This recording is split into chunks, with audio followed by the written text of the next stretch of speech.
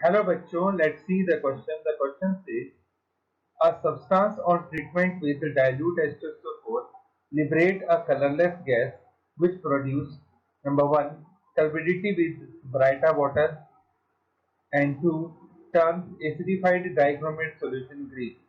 The reaction indicates the presence of option A carbonate ion, option B sulfide ion, option C sulfite ion, option D NO2 minus nitrite ion. तो हमें ये बताना है कि इन चारों में से किस आयन के प्रेजेंस होने की यहाँ पे पॉसिबिलिटी हो सकती है. तो first of all we will write down the key concept.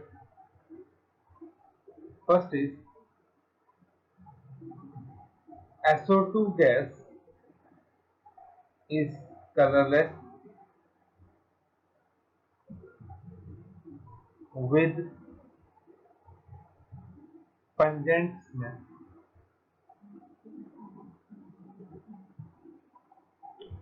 Second, NO2 gas produce brown fume. तो इन दो कॉन्सेप्ट को यूज करके हम इस क्वेश्चन को सॉल्व करने की कोशिश करेंगे. अब सबसे पहले हमें इस क्वेश्चन में जो चीजें गिवन है वो देख लेते हैं. उन्होंने कहा हमारे पास एक कंपाउंड है इन चारों में से किसी एक आयन का. इसकी रिएक्शन जब हम करवाते हैं डाइल्यूट H2SO4 के साथ तो वहां से कोई गैस निकलती है और वो गैस कैसी है? कलरलेस है.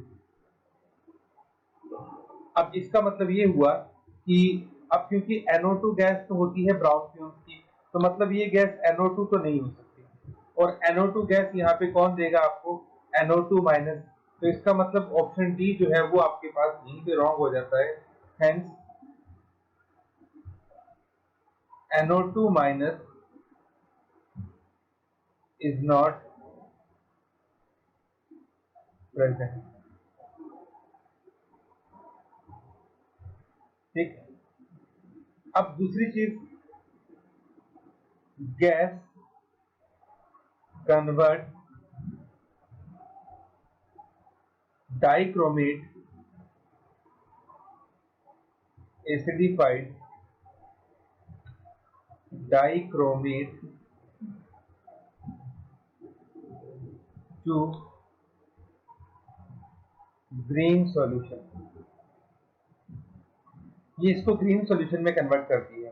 मतलब जब आप गैस की रिएक्शन करवाते हो Cr2O7-2 के साथ तो इन एसिडिक मीडियम तो ये ग्रीन कलर का हो जाता है. और हमें पता है कि ग्रीन कलर कब होता है? जब यहाँ पे क्या बनता है? क्रोमियम प्लस 3 आयन बनता है. तो क्रोमियम प्लस 3 आयन के बनने पर ही हमारे पास ग्रीन सोल्यूशन आता है. अब यहाँ पे क्रोमियम प्लस 6 ऑक्सीडेशन स्टेट में है, यहाँ पे क्रोमियम प्लस 3 में है. तो इसका मतलब ये हुआ यहाँ पे क्रोमियम का क्या हो रहा है? रिडक्शन. ठीक. अगर क्रोमियम का रिडक्शन हो रहा है, अब जो गैस है उसका यहाँ पे क्या होगा? ऑक्सीडेशन. ठीक.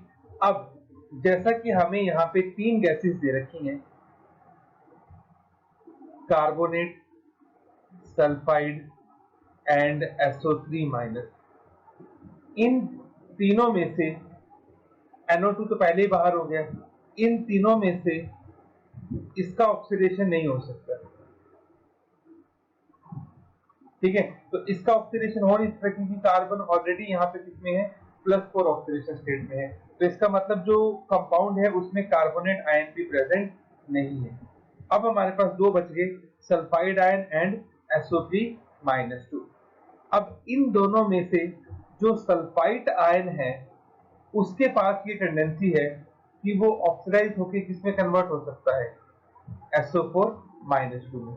यहाँ पे सल्फर +4 है, यहाँ पे सल्फर +6 में है. तो इसका ऑक्सीडेशन हो सकता है. तो अगर इसका ऑक्सीडेशन हो सकता है तो इसका मतलब ये हुआ कि यहाँ पे हमारे पास सल्फाइड आयन हो सकता है.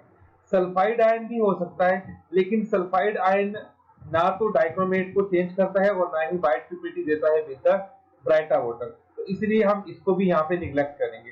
तो इसका मतलब जो हमारे पास इस क्वेश्चन में कंपाउंड इसने दिया है, उस कंपाउंड में हमारे पास कौन सा आयन हो सकता है, SO3-2। तो SO3-2 जो है उसकी रिएक्शन जब हम डाइक्रोमेट से करवाते हैं इन एसिडिक मीडियम, तो SO3 खुद किसमें कन्वर्ट हो जाता है, SO4-2 में, और डाइक्रोमेट को किसमें कन्वर्ट कर देता है, Cr+3 में, और इसका हमारे पास क्या होता है, ग्रीन कलर होता है। वहीं दूसरी तरफ जब SO3-2 की रिएक्शन ब्राइटा वाटर मतलब बेरियम हाइड्रोक्साइड से करवाई जाती है, तो बेरियम हाइड्रोक्साइड से करवाने पर ये क्या बनाता है, बेरियम सल्फेट, और इसके हमारे पास क्या होते हैं, वाइट पीपीटीज होते हैं। ठीक है, तो इसका मतलब ये हुआ कि जो हमारे पास कंपाउंड प्रेजेंट है वहां पे आपके पास कौन सा एनायन प्रेजेंट है, SO3-2। तो इसका मतलब ऑप्शन नंबर 4 हमारे पास गलत है, डी। ऑप्शन नंबर बी हमारे पास रॉन्ग है, ऑप्शन नंबर ए हमारे पास रॉन्ग है, ऑप्शन सी हमारे पास करेक्ट है। So our final answer is option number C, SO3-2. Hope we understood it well. Best of luck.